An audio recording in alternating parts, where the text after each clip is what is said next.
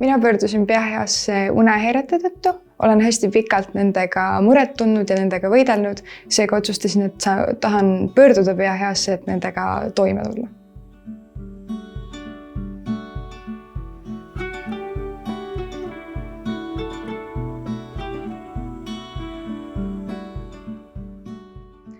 Nõustamise käigus ma alguses kartsin, et minu probleemid võib-olla ei ole piisavalt suured või tõsised, kuid minu nõustaja oli väga tore ja väga vastutulelik ja väga julgustav ja minu hirmud ei saanud absoluutselt tõeks. Ma sain väga adekvaatset abi enda probleemidele ja suudan täna palju paremini toime tulla.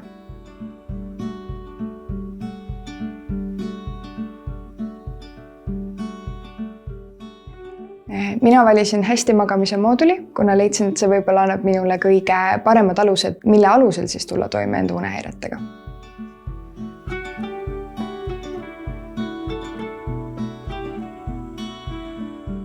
Ma võtsin kõige rohkem kaasa endaga seda tunnet, et ma ei oleks enda peal liiga karm ja et ma oskan konkreetselt nüüd tegeleda enda probleemidega, ka neid varasemalt märgata, aga ka, et ma ei teeks näiteks tööd või kooliasju enda puhkamiskohas, sest siis mu keha hakkab kohe seda seostama stressiga.